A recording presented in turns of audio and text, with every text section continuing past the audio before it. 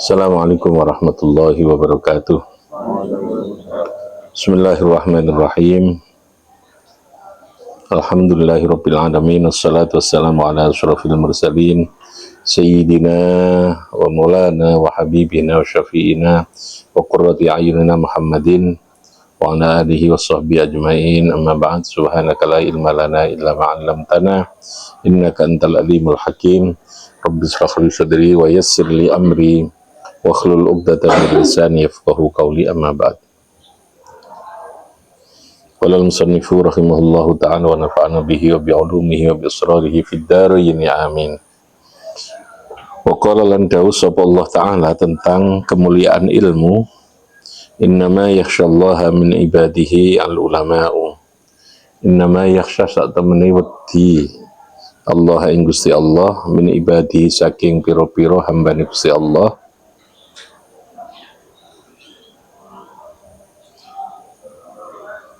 sapa al ulama'u piro-piro para alim. Ini dalam surat Fatir ayat 3 ada 28 ya. Innama yakhsyallaha min ibadihil ulama. Jadi kalau istilah yang kita pakai dalam memberikan sebutan seseorang dengan nama ulama, ya, itu istilah yang memang diberikan oleh Allah dalam Al-Quran, ya, ulama. Tapi kalau kiai itu adalah istilah atau gelar sosial lah gitu ya, istilah yang diberikan oleh masyarakat ya, sehingga tentu standarnya dan ukurannya itu berbeda. Artinya ulama itu dan kiai tidak mesti linear, bahwa ulama mesti kiai, kiai mesti ulama, itu tidak. Kalau ulama itu jelas standarnya adalah ilmu, kemampuan untuk memahami terhadap hal-hal terutama yang berkaitan dengan agama itu ya. Tapi kalau kiai mungkin bisa dia pinter atau menguasai ilmu agama,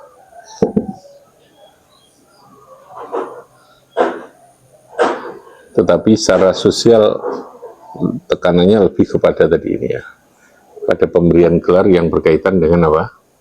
Sosial, kemasyarakatan itu.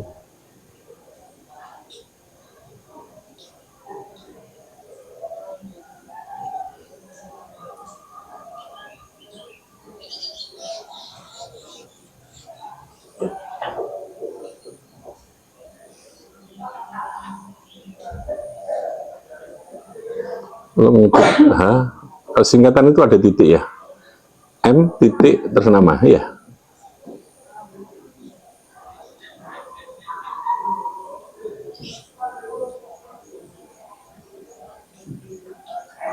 Ihil ulama.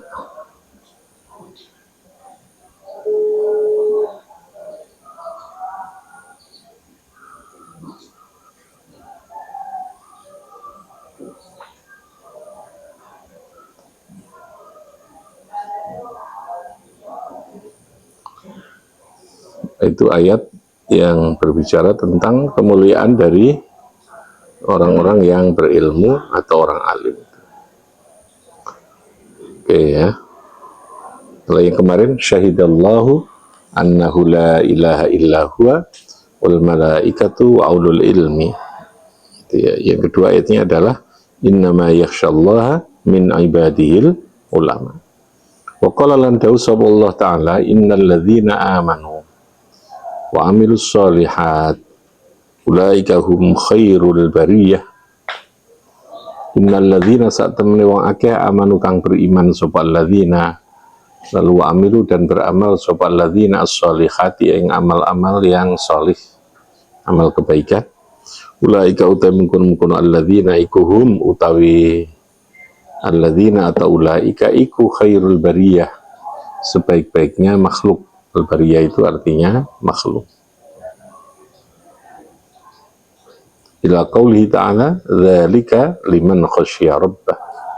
Dzalika iku tetap Dzalika utai mengkono-mengkono khairul bariyah iku tetep kedue iku liman tetep kedue wong khosya kang wedi sapa man rabbahu ing pangerane man. Ini dua ayat tadi ini ya. Jadi khairul bariyah itu adalah dzalika liman khosya rabbah. Orang yang oleh Allah disebut sebagai khairul bariyah itu adalah dzalika liman khosya rabbah. Apa?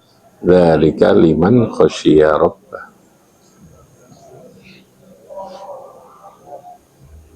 Jadi orang yang dianggap oleh Allah dinyatakan sebagai makhluk yang terbaik itu adalah man khosya rabbah. Terus ditanya, siapa man khosya rabbah? Ya, yang atas itu. Innama yakhsyallaha min ibadihil ulama itu. Jadi Allah memberikan penegasan terkait dengan makhluk yang terbaik itu siapa? Yang khairul bariyah itu yaitu man khosya rabbah. Terus man khosya rabbah itu siapa? Ulama. Karena apa? Innama yakhsyallah min ibadihil ulama. Jadi urutannya kalau orang ingin menjadi khairul bariyah, mendapatkan predikat itu, maka tentu dia harus yakhsyallah, ya. Untuk bisa yakhsyallah itu dia harus berilmu. Ulama tadi itu ya, harus berilmu. Makanya sekali lagi, dalam semua hal itu tidak cukup dengan semangat. Termasuk dalam beragama itu tidak cukup dengan semangat. Standarnya tetap syariat. Syariat itu ada ilmunya, ada agamanya, gitu ya. Jadi bukan pada apa performan atau penampilan ya, menampakkan lahirnya, tetapi pada apakah sesuatu yang kita lakukan itu memenuhi terhadap ketentuan atau standar syariat apa tidak. Nah, ukuran standar itu ilmu. Untuk kita tahu sholat kita ini sah apa tidak, di sana ada ilmunya. Ilmu tentang aturan sholat. Nah, di sana ada namanya syarat, rukun, ada hal-hal yang membatalkan sholat, ada hal-hal yang menyempurnakan sholat, itu ada ilmunya. Kalau sholat kita lakukan memenuhi terhadap standar yang menyangkut tentang bagaimana sholat yang semestinya, yaitu itu namanya sholat yang benar, yang baik gitu. Dalam semua halnya. Kalau semua api itu toko model sholatnya, gaya sholatnya, lama sholatnya, tidak mesti, paham ya? Tidak mesti. Sholat baik itu bisa tidak terkait dengan durasi ya, tidak terkait dengan apa? Durasi atau waktu seberapa lama dia sholat atau gaya sholatnya kayak piye tadi. Tapi apakah sholat itu standar apa tidak? Nah, makanya di situ ilmu. Itulah yang menjadikan kalau orang itu punya ilmu, ketika ibadahnya dia benar, maka dia lalu masuk kategori apa? Khairul bariyah. Apa namanya? Khairul bariyah. Karena dialah yang yakhsyallah min ibadihil ulama itu. Sehingga semuanya berangkatnya harus dari ilmu. Paham ya? Tidak mungkin orang itu bisa menjadi wali kekasih Allah kalau dia tidak berilmu. Ya, tidak mungkin. Kita tidak mungkin berbicara yang menyangkut kualitas kalau kita tidak bisa bicara tentang ilmu. Ilmu bagaimana membangun kualitas itu. Itu maksudnya seperti itu. Jadi urut-urutan itu tadi ya.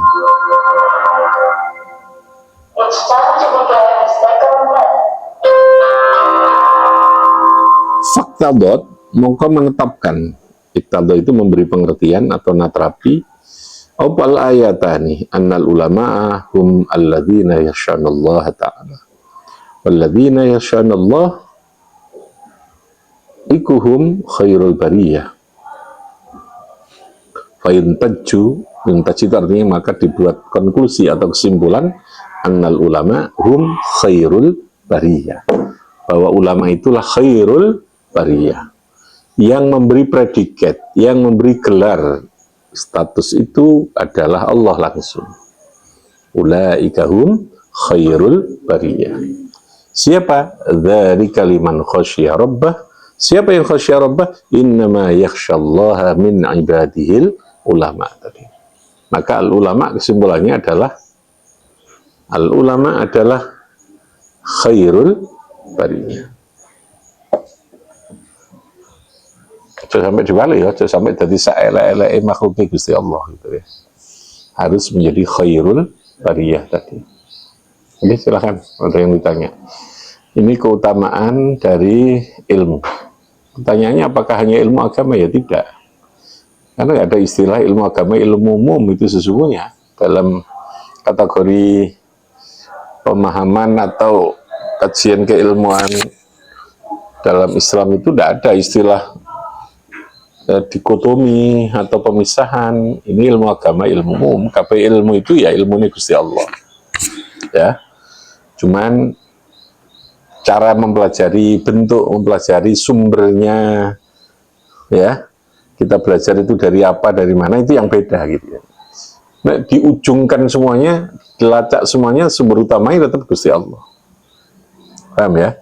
Jadi Allah memberikan ilmu bisa melalui kauliyah, sesuatu yang diwahyukan secara langsung ya, yaitu berupa Al-Quran atau hadis melalui Kanjeng Nabi. Ilmu bisa diberikan melalui kauniyah. Allah meletakkan ilmu pada setiap apa yang diciptakan oleh Gusti Allah itu. Maka lalu kemudian muncul berbagai macam rumusan disiplin ilmu. Ya, di semuanya ada. Dalam diri kita ada sumber keilmuan. Kalau berbicara kesehatan, maka akan muncul ilmu tentang kesehatan. Kesehatan pun itu dibagi macam-macam lagi. Dalam hal selera dan keinginan kita tentang makan akan muncul ilmu, rumusan ilmu yang begitu banyak. Itu Gusti Allah. Paham ya? Dari mana? Dari Allah. Begitu pula dalam semua alam semesta ini. Sehingga sumber keilmuan itu tidak mesti bersifat nakliyah, bersifat kauliyah, tapi keilmuan itu bisa berupa kauniyah. Kauniyah itu yang ada pada alam semesta ini, ciptaan alam semesta ini.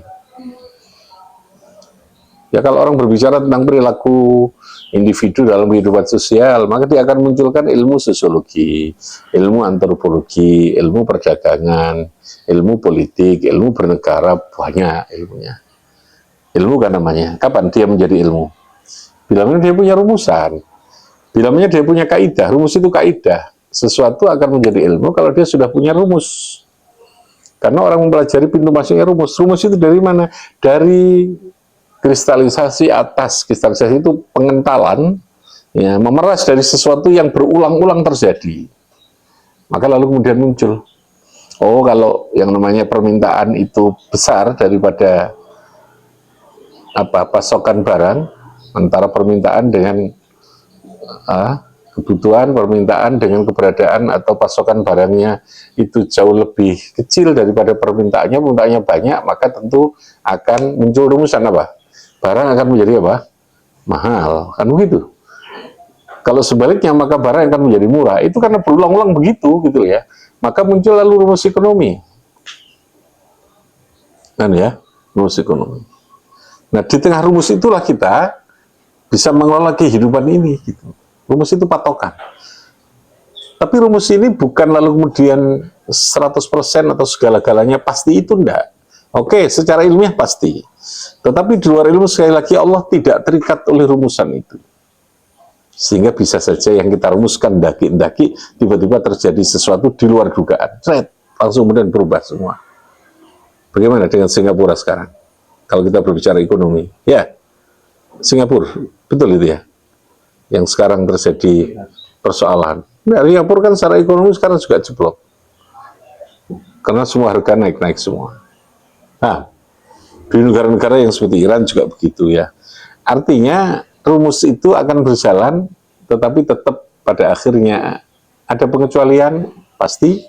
Yang kedua pasti ada kekuatan lain yang bisa saja dari zat yang maha segalanya itu untuk merubah sesuatu di luar rumus itu.